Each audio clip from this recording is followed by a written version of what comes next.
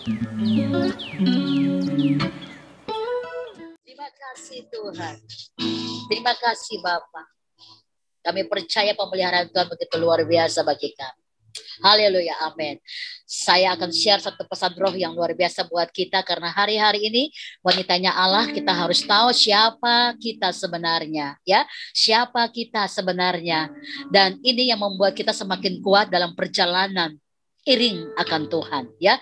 Saya teringat satu pujian lawas, pujian lama ya. Saya mau iring Yesus.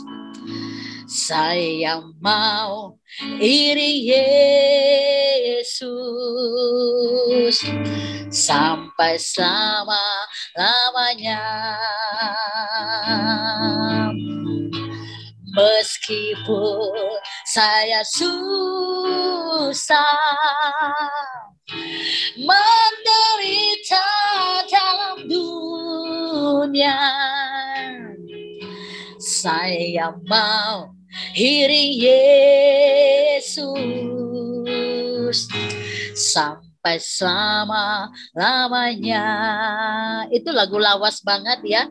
Memang orang yang cipta lagu, mungkin kita bilang kenapa mesti menderita. Memang ada bagian-bagian sesi hidup kita waktu ikut Tuhan ya saudara.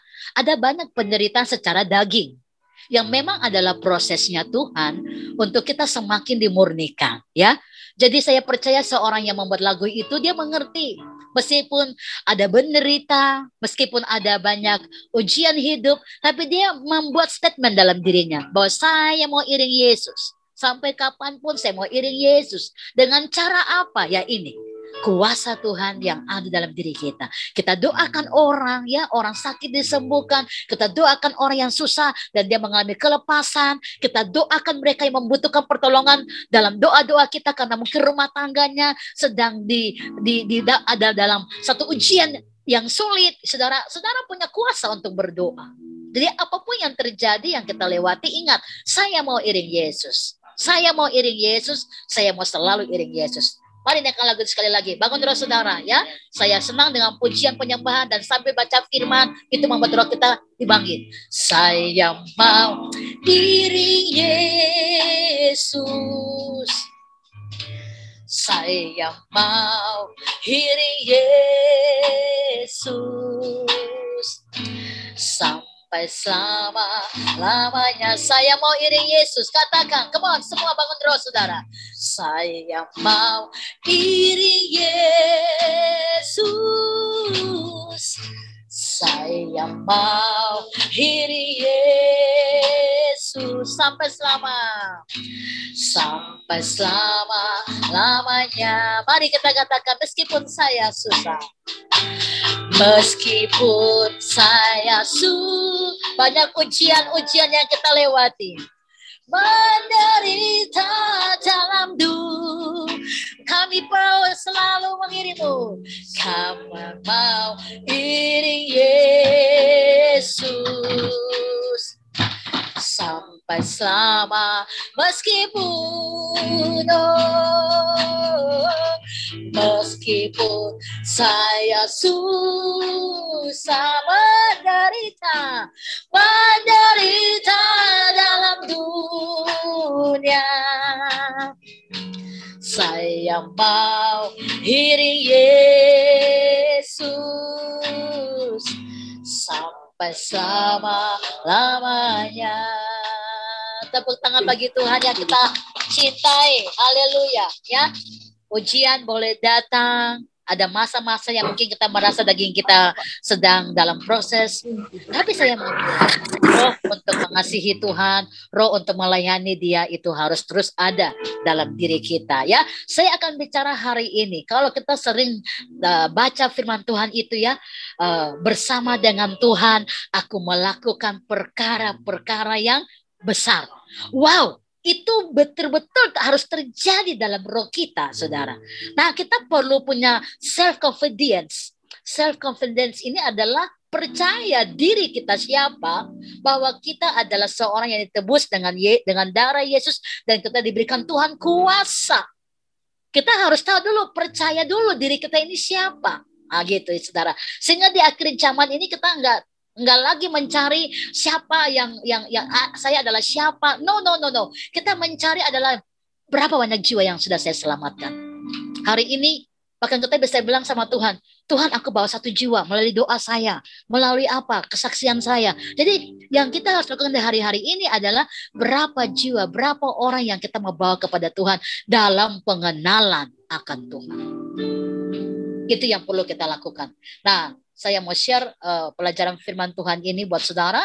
Saudara bisa lihat di dalam pembelajaran firman yang saya sudah siapkan, dan kita percaya bahwa segala sesuatu yang kita Tuhan izinkan lewati, sekali lagi saya katakan bahwa itu adalah sebuah proses pendewasaan spirit, ya, pendewasaan roh, untuk kita semakin melihat bahwa roh Allah begitu luar biasa di dalam kita, dan semakin saudara ada di dalam pergerakan-pergerakan yang hebat, ya, di mana roh Allah dengan saudara, saya yakin bahwa engkau sedang melakukan apa yang Tuhan kehendaki. Sebelum saya buka slide, satu orang silakan baca dulu dalam kitab Yohanes pasal 21.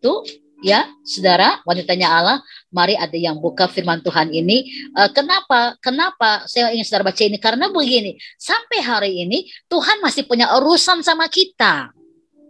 Jadi kita jangan urus urusan yang bukan punya urusan kita.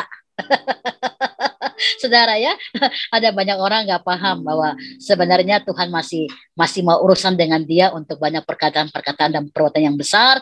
Dan oleh karena itu yang kita harus lakukan adalah mengurus urusan Tuhan, ya, bukan urusan-urusan yang lain, urusan-urusan yang membuat kita menjadi orang-orang yang mungkin akan lemah. Kita akan baca, saudara, Mazmur 21 ayat 20 sampai dengan ayat 23. 3 wanitanya Allah, silakan baca ayat ini. Yohanes 21 ayat 20, ayat 21 dan ayat 23. Silakan dibuka wanitanya Allah, dan langsung mute, buka suara dan bacakan firman Tuhan ini. Yohanes yang sudah mendapat silakan baca. Yohanes 21 ayat 20. Ketika Petrus berpaling, dia melihat bahwa murid yang dikasihi Yesus sedang mengikuti dia, yaitu murid yang pada waktu mereka sedang makan bersama duduk dekat Yesus, dan yang berkata, Tuhan, siapakah dia yang akan menyerahkan engkau? Ayat 21. Ketika Petrus melihat murid itu, ia berkata kepada Yesus, Tuhan, apakah yang akan terjadi dengan dia ini? Ayat 22, jawab Yesus, jikalau aku menghendaki supaya ia tinggal hidup sampai aku datang, itu bukan urusanmu, tetapi engkau ikutlah aku. Amin. Amin. Yes, amin, ya. Nah, ini satu pesan roh buat kita semua yang kita harus mengerti bahwa Tuhan itu masih punya urusan sama kita.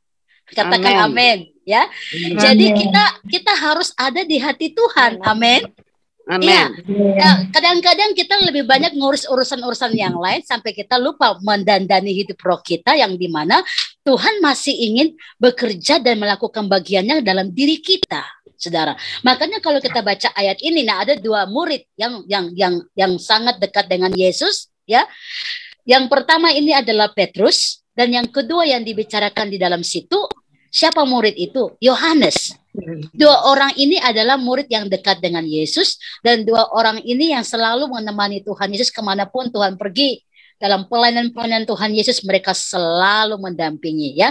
Yohanes adalah murid yang dikasihi Tuhan, dan Petrus adalah seorang juru bicaranya Tuhan. Nah, artinya kalau mereka ke kota A, kota B, ini rombongan dari mana? Nah, Petrus itu yang berkata, ya, inilah Mesias, inilah dia juru selamat. Nah, itu saudara. Tetapi dalam satu perjalanan, dan kita lihat sebelum ada penyataan di ayat-ayat ini, ya, rupanya kita tahu memang perjalanan Petrus, dia pernah jatuh yang sangat signifikan, jatuh yang benar-benar seorang yang ikut Tuhan, tapi dia pernah jatuh. Tetapi di sini walaupun dia jatuh, dia bangkit kembali, saudara. Ya, walaupun dia jatuh, dia bangkit kembali, dia mencari Tuhan. Nah, lalu akhirnya Tuhan memberikan dia satu kesempatan untuk apa? Apakah engkau mengasihi aku? Iya Tuhan, sampai 3 kali. Oke, kalau begitu, gembalakanlah domba-dombaku. Tapi setelah penyataan itu belum selesai, rupanya Petrus masih punya hati yang lain. Dia harusnya fokus kepada apa? Gembalakanlah domba-dombaku. Ya, karena Tuhan sudah bilang sama dia untuk mengembalakan domba-domba. Tetapi dia tidak fokus kepada pengembalaan domba. Dia fokusnya kemana, saudara? Dia fokus kepada urusin, kenapa ini Yohanes kok dekat dengan Tuhan terus? Nah, saudara, come on. Ini kadang-kadang kita seperti itu. Kita masih melihat hal-hal daging. Kenapa ini kok Bu Salim percayakan orang itu terus? Kenapa saya tidak? Ini bukan lagi yang saudara uruskan itu. Loh, kenapa gereja itu begini? Mengapa gereja ini begini? Mengapa pendeta itu begitu? Kok kita masih urus-urusannya kayak begitu-begitu, saudara? Kita harusnya sudah tahu siapa kita. Si Petrus harusnya mengerti siapa dirinya dan dia punya percaya diri. Kalau Tuhan sudah kasih dia kepercayaan besar mengembalakan domba-domba, jangan lagi dia merasa lemah kalau ada Yohanes dekat Tuhan Yesus. Seberapa kita kadang-kadang suka begitu, udah diangkat Tuhan dalam posisi yang luar biasa, tapi kita lupa diri kita lagi. Lalu kita masih melihat ke bawah. Oh my God. Mari malam ini kita mau lihat siapa diri kita. Harus percaya diri kita itu ada. Kita seorang murid yang mungkin pernah juga jatuh seperti Petrus, tapi kita kembali lagi sama Tuhan. Dan waktu lihat ya, kenapa, pertanyaan saya, mengapa Tuhan pakai Petrus berlipat kali ganda dalam urapan? Karena terlihat waktu hari pencurahan Roh Kudus dicurahkan, Roh Allah dicurahkan, Petrus itu tampil dan dia dengan satu kekuatan roh, dengan roh ketegasan, dia sampaikan firman Allah dan ribuan orang, 3.000 orang sekali itu pun menerima Tuhan dan memberi diri dibaptis. Sebelum-belumnya nggak pernah terjadi, mungkin hanya 1 orang, 2 orang, 10 orang, tapi ribuan orang nggak pernah terjadi. Pertanyaan saya, kenapa bisa ribuan orang? Nah, mari kita lihat perjalanan dia juga. Dia pernah jatuh, tapi waktu dia jatuh, dia nggak membiarkan dirinya terpuruk seperti Yudas. Ini yang menarik. Semua kita pernah jatuh, pernah buat salah. Tetapi waktu kita kembali kemana? Itu pertanyaannya, saudara. Ya, Yudas kembali kepada penyesalan diri dan membiarkan roh intimidasi menghancurkan dia, saudara. Ya, ini ngeri. Kalau saudara pernah salah, saudara nggak ada pengakuan, ya, makanya di kelas home care kita juga belajar itu, ya.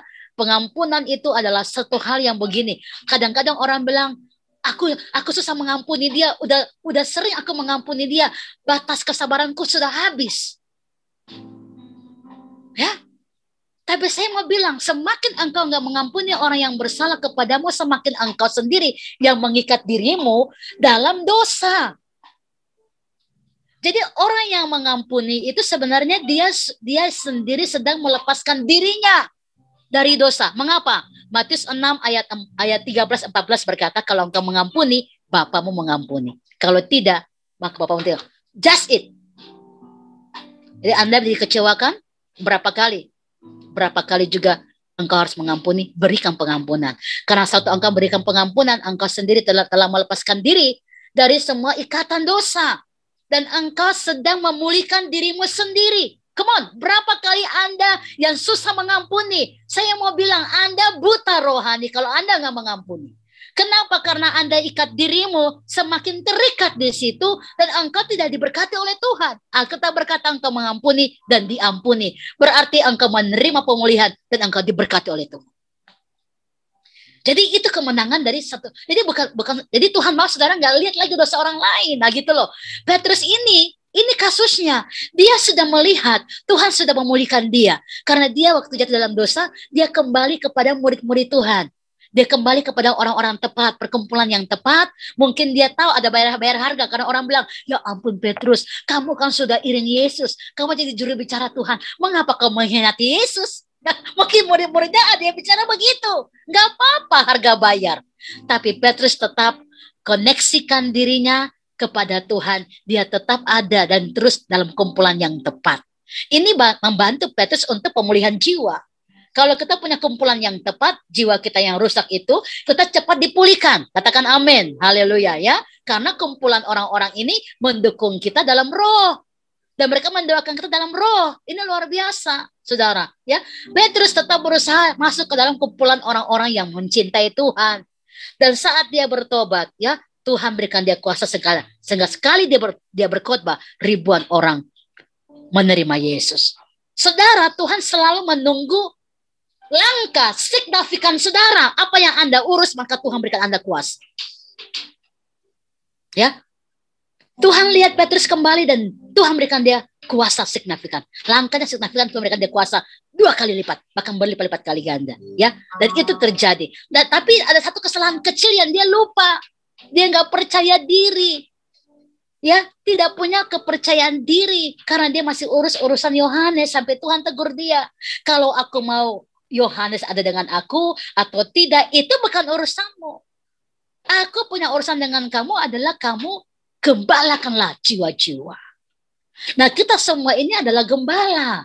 Ya, kita semua adalah gembala. Siapa gembala? Orang yang menerima anugerah roh, ya, dan memberikan diri melayani supaya jiwa-jiwa yang bertemu dengan dia menerima Kristus. Jadi kita adalah gembala untuk keluarga kita. Kita adalah gembala untuk orang-orang yang belum percaya Tuhan. Kita adalah gembala itu sendiri. Saudara, ya. Jadi jangan bicara gembala di gereja dulu.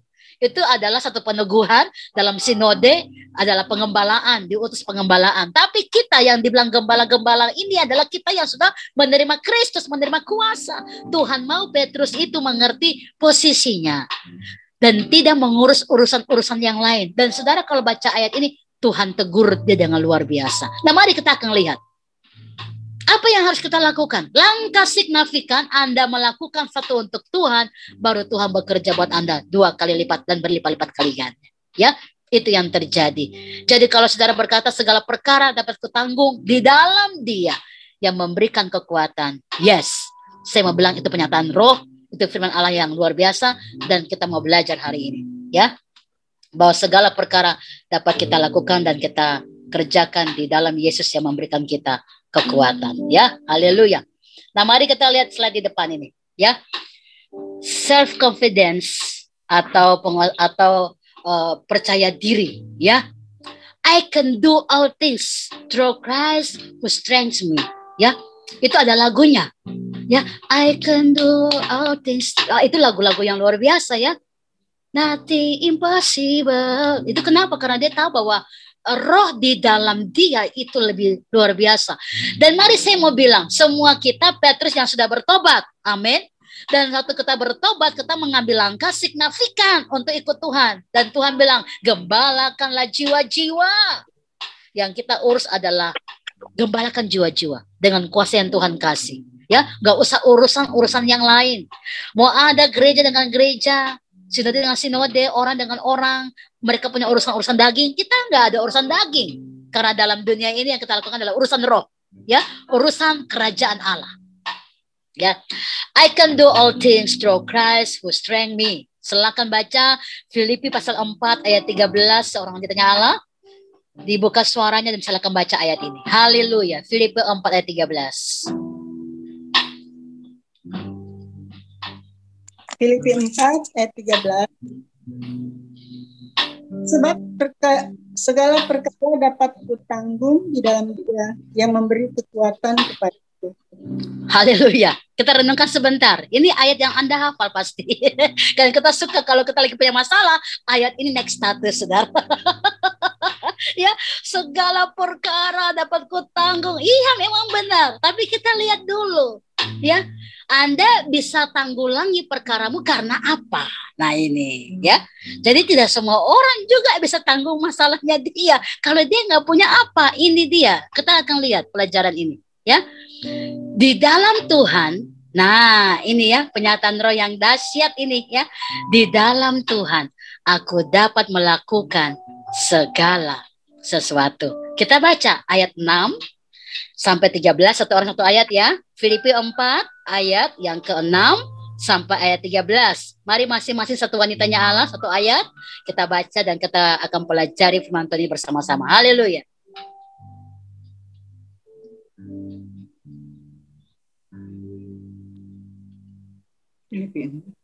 Ya. Haleluya, Filipi pasal 4 ayat yang ke-6. Kedengaran ya, Bu, ya?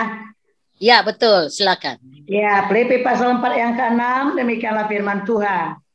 Janganlah hendaknya kamu khawatir tentang apapun juga.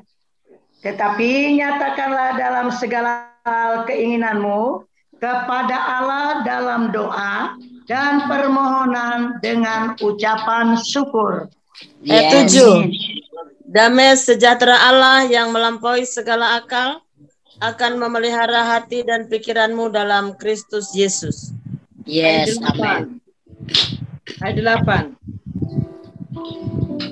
Jadi akhirnya saudara-saudaraku, semua yang benar, semua yang mulia, semua yang adil, semua yang suci, semua yang manis, semua yang sedap didengar, semua yang disebut kebajikan dan patut dipuji, pikirkanlah semuanya itu. Ayat 9.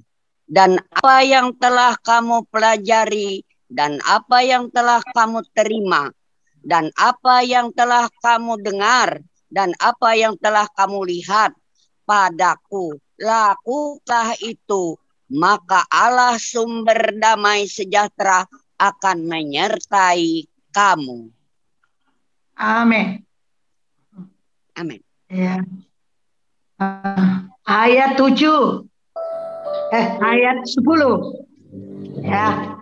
Aku sangat bersukacita dalam Tuhan, bahwa akhirnya pikiranmu dan perasaanmu bertumbuh kembali untuk aku. Memang selalu ada perhatianmu, tetapi tidak ada kesempatan bagi kamu. Ayat yang ke-11. Ayat yang ke-11, kukatakan ini bukanlah karena kekurangan, sebab aku telah belajar mencukupkan diri dalam segala keadaan. Ayat 12, aku tahu apa itu kekurangan, dan aku tahu apa itu kelimpahan. Dalam segala hal dan dalam segala perkara, tidak ada sesuatu yang merupakan rahasia bagiku, baik dalam hal kenyang maupun dalam hal kelaparan, baik dalam hal kelimpahan maupun dalam hal kekurangan. Nah, luar biasa. Amin, luar biasa. Haleluya. Ayat 13, segala perkara dapat kutanggung di dalam Dia yang memberi kekuatan kepadaku. Amin. Amin. Amin. Yes, tepuk tangan untuk firman Tuhan yang dahsyat malam ini. Ya, ini dahsyat. Nah, mari saudara kita lihat di ayat 12. Ya, kalau saudara melihat bahwa segala perkara dapat kutanggung di dalam Dia yang memberikan kekuatan kepadaku, karena ayat 12 kita sudah melewati ini di ayat 12. Aku tahu apa itu kekurangan.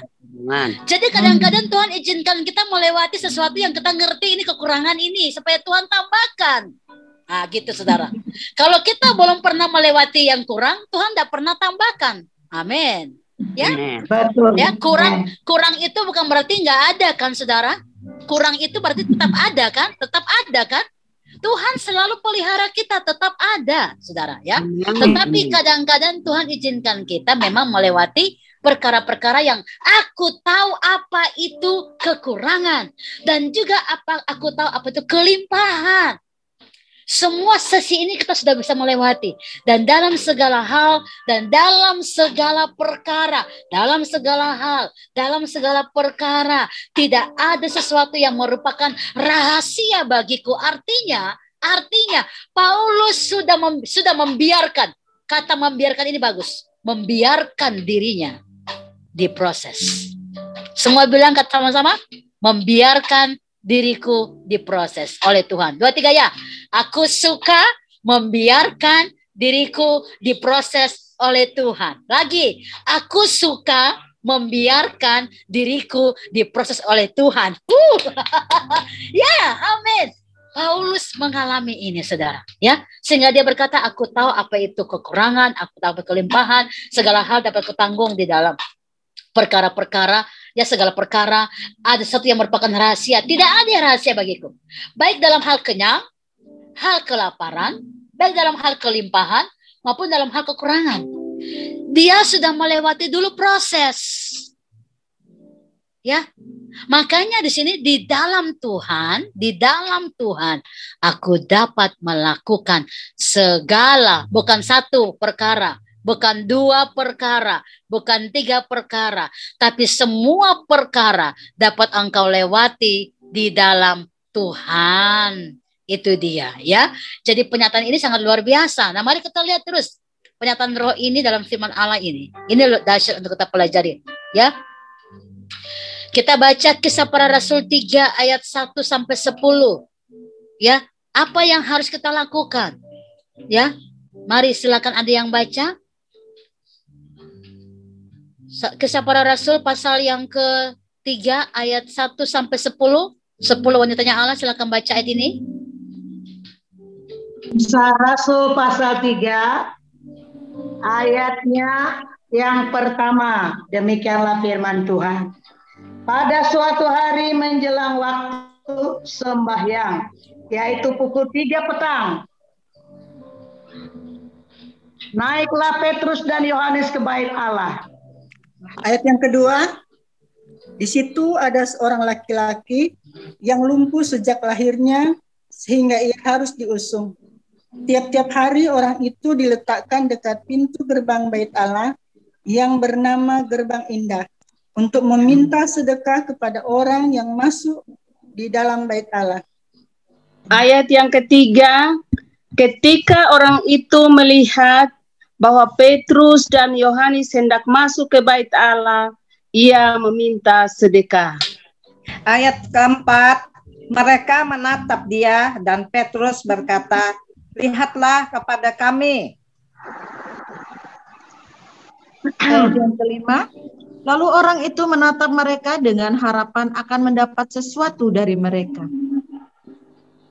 Tetapi Petrus berkata, emas dan perak tidak ada padaku, tetapi apa yang kupunyai, kuberikan kepadamu. Demi nama Tuhan Yesus Kristus, orang Nazaret itu, berjalanlah. Yes, haleluya.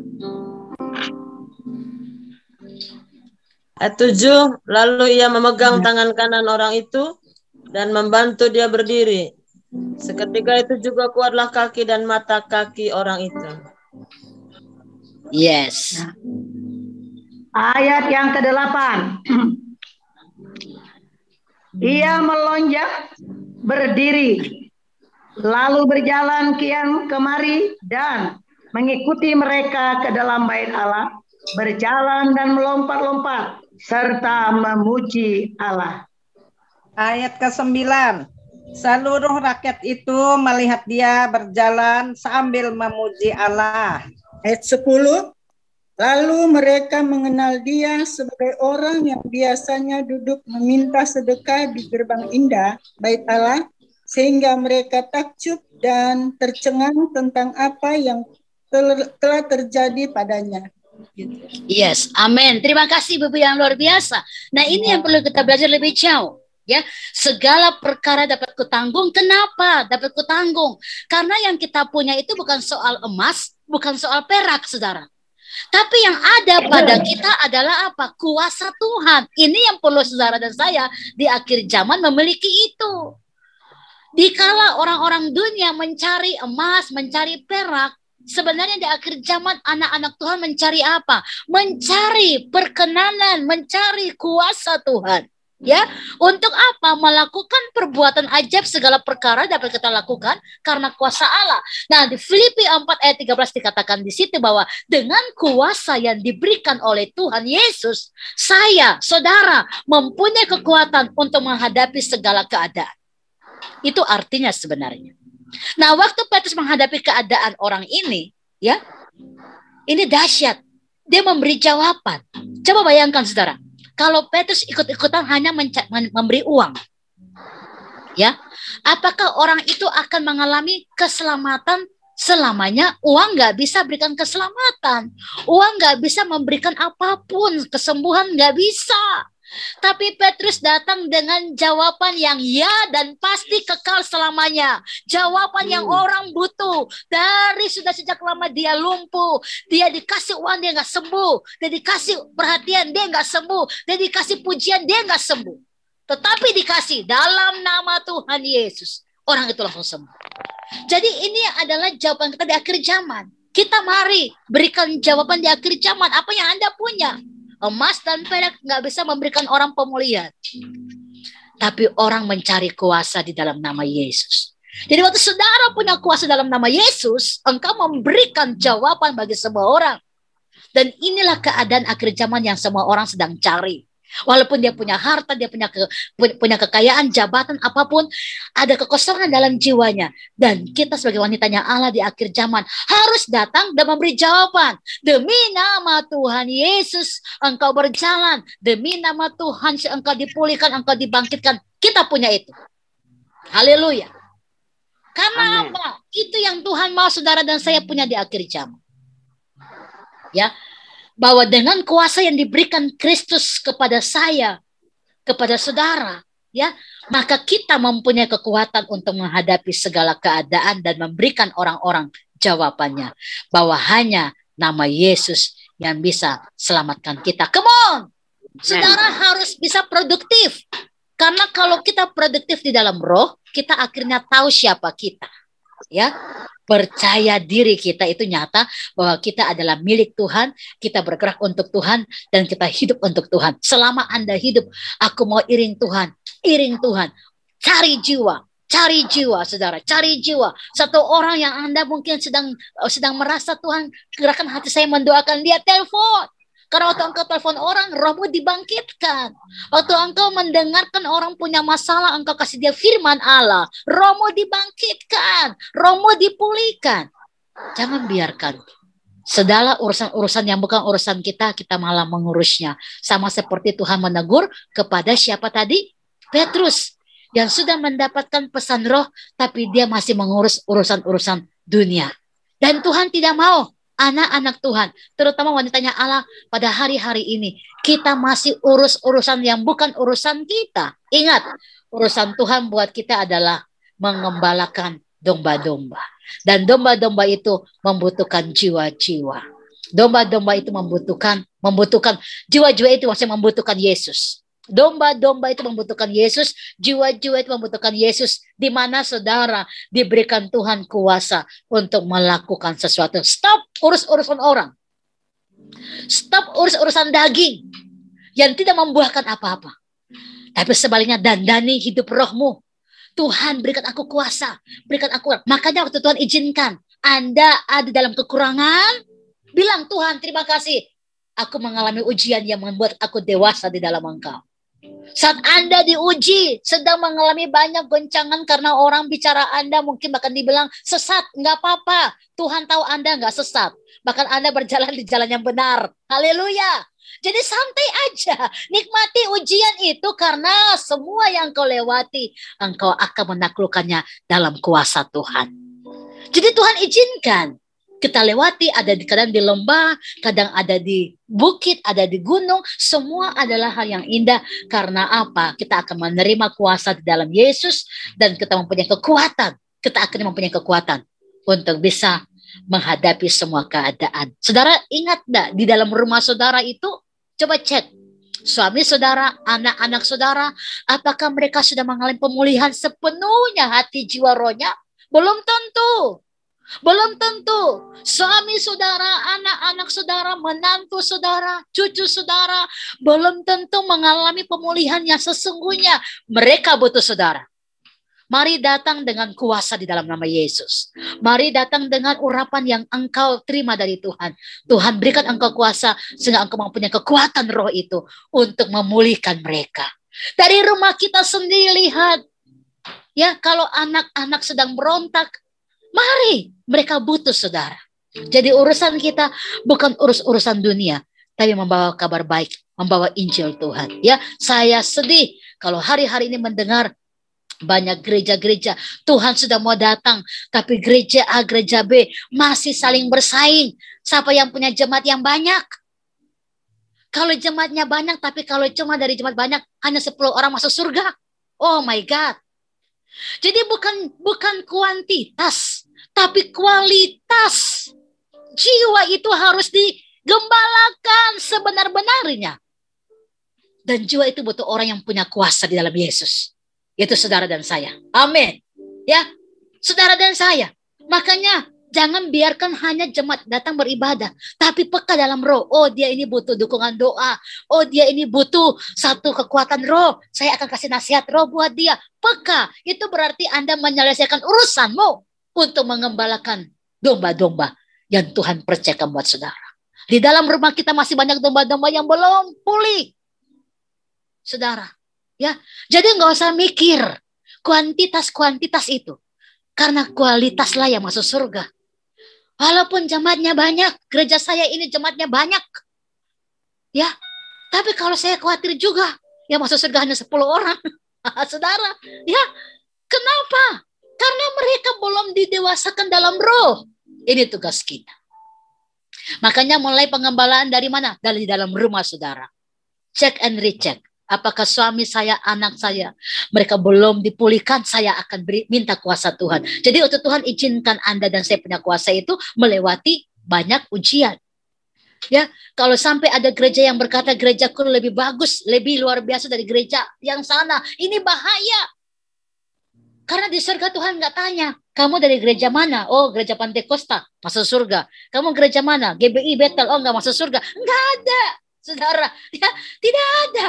Kamu dari sinode mana? Oh, sinode ini ya. Oh, ini masuk surga ini. Nggak ada. Semua dikasih Tuhan hikmat. Ada payung-payung seperti itu supaya kita berpayung, bertumbuh, berakar, berbuah. Nah, pastikanlah bahwa jemaat itu tadi berakar, bertumbuh, berbuah. Tapi tahukah saudara di akhir zaman, jemaat itu belum berakar kebanyakan.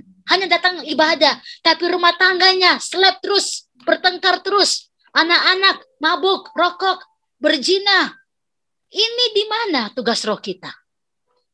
Jadi kita mari fungsikan seluruh hidup kita dalam roh ini untuk membawa jiwa-jiwa kepada Tuhan. Tuhan tegur Petrus karena Tuhan bilang sama dia, kamu udah aku kasih kepercayaan roh, maka engkau harusnya percaya diri bahwa engkau punya kuasa. Jangan lagi engkau urus Yohanes yang bukan urusanmu.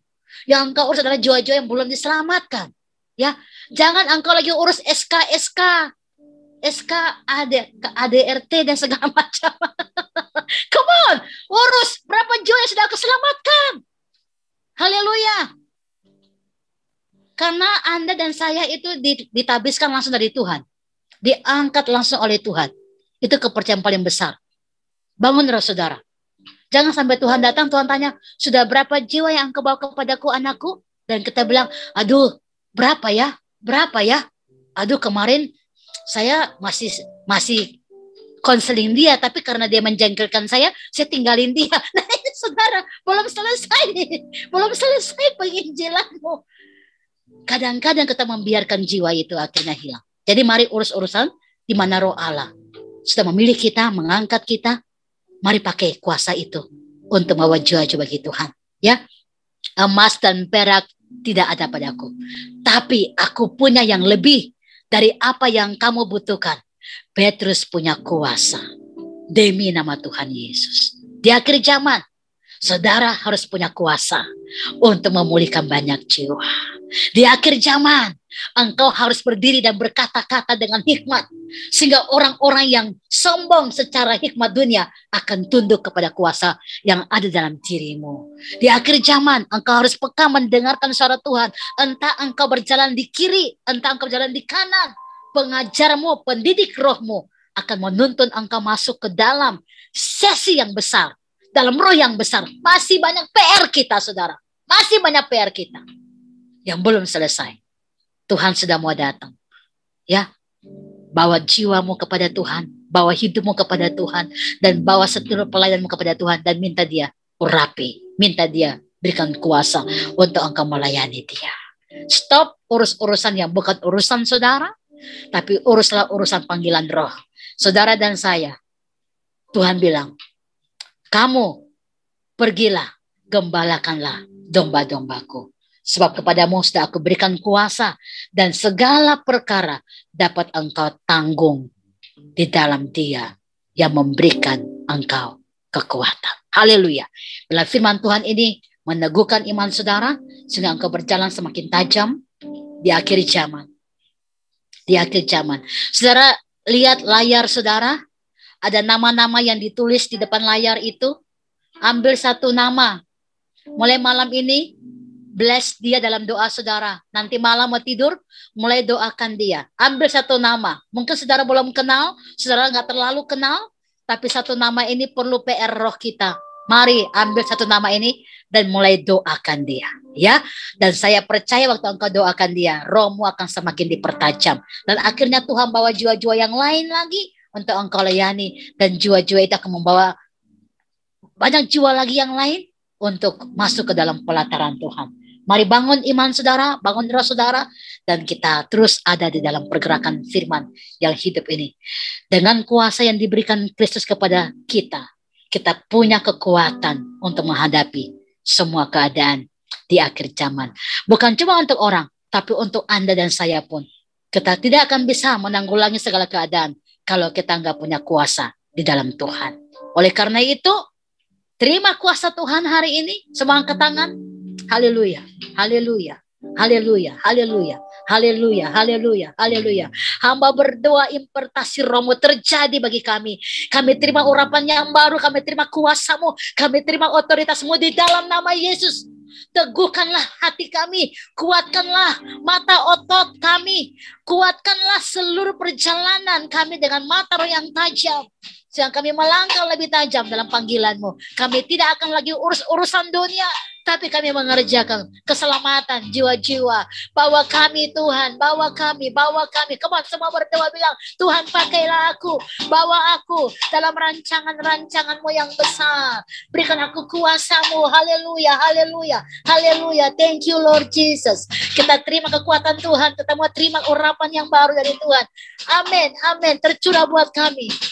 Haleluya, haleluya, haleluya, haleluya. Terima kasih Yesus. Terima kasih Yesus. Haleluya. Oh, segala perkaraku ku taruh di kakimu. Allah pembelaku, segala perkara, segala khawatirku ku taruh di kakimu. Allah penyelamat, bila kau membuka pintu, bila kau yang membuka pintu, tak ada satupun yang dapat menutupnya. Bila kau yang mengangkat aku, tiada yang dapat merendahkanku. Segala perkara